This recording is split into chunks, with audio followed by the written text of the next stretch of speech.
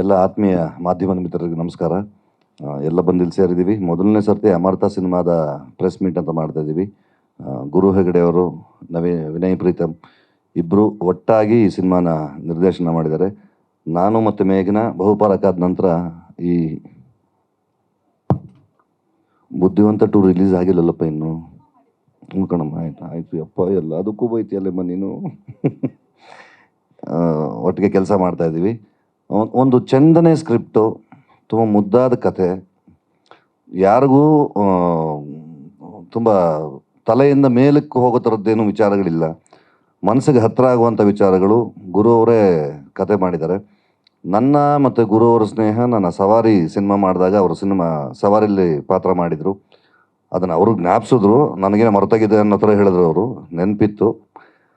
ಅವ್ರು ಈ ಥರದೊಂದೇನೋ ಒಂದು ವಿಚಾರ ಮಾಡ್ತಿದ್ದೀವಿ ಅಂತಂದಾಗ ತುಂಬ ಖುಷಿ ಆಯಿತು, ಇನ್ಸ್ಪೈರ್ ಆಯಿತು. ಮೇಘನಾ ಮತ್ತು ನಾನು ಮತ್ತೆ ಆನ್ ಸ್ಕ್ರೀನ್ ಒಂದು ಸಿನಿಮಾದಲ್ಲಿ ಕೆಲಸ ಮಾಡ್ತೀವಿ ಅಂತ ತುಂಬ ಖುಷಿ ಆಯಿತು.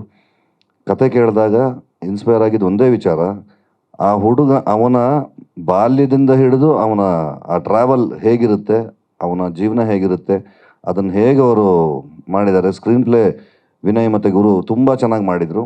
ಹಾಗಾಗಿ ಈ ಸಿನಿಮಾ ಪಾತ್ರ ಮಾಡೋಕ್ಕೆ ತುಂಬ ಖುಷಿಯಾಗಿ ಒಪ್ಕೊಂಡಿದ್ದು. ಹೆಚ್ಚು ಕಡಿಮೆ ಒಂದು 47-48 ದಿನಗಳ ಕಾಲ ಚಿತ್ರೀಕರಣ ಮಾಡಿದ್ದೀವಿ ಅಲ್ವಾ. 47-48 ಡೇಸ್ ಮಾಡಿದ್ದೀವಿ. ಮೂಡಿಗೆರೆ, ಚಿಕ್ಕಮಗಳೂರು, ಈ ಭಾಗದಲ್ಲೆಲ್ಲ, ಮಂಗಳೂರು ಮತ್ತು ಬೆಂಗಳೂರಲ್ಲಿ ಒಂದು 3-4 ಡೇಸ್ ಮಾಡಿದ್ವಿ. ತುಂಬ ಚೆನ್ನಾಗಿ ಅಕ್ಕರೆಯಿಂದ, ಆಸ್ಥೆಯಿಂದ, ಪ್ರೀತಿಯಿಂದ ಸಿನಿಮಾ ಮಾಡಿದ್ದಾರೆ. ಗುರು ಒಳ್ಳೇದಾಗಬೇಕು. ಸಿನಿಮಾ ಬಿಡುಗಡೆಗೆ ರೆಡಿ ಆಗಿದೆ. ಈಗ ಡೇಟು ಅನೌನ್ಸ್ ಮಾಡಿದ್ವಿ, 18ನೇ ತಾರೀಕು ಅಕ್ಟೋಬರ್ ಅಂತ. ಸೆಪ್ಟೆಂಬರ್ 18ಕ್ಕೆ ಡೇಟ್ ಅನೌನ್ಸ್ ಮಾಡಿದ್ದೀವಿ. ದಯಮಾಡಿ ತಮಗೆಲ್ಲರ ಪ್ರೀತಿ, ಆತ್ಮೀಯತೆ ಮತ್ತು ಹಾರೈಕೆ ಇರಲಿ ಅಂತ ಕೇಳ್ಕೊಳ್ತೇನೆ.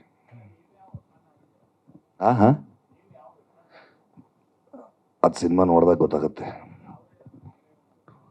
ಅದು ನಂದು ಮೇಘನಂದು ಪರ್ಸ್ನಲ್ ವಿಷಯ. ಅದನ್ನು ಇಲ್ಲಿ ಕೆದಕ್ಬೇಡಿ. ಇಲ್ಲ, ಎಂಥದ್ದು ಇಲ್ಲ.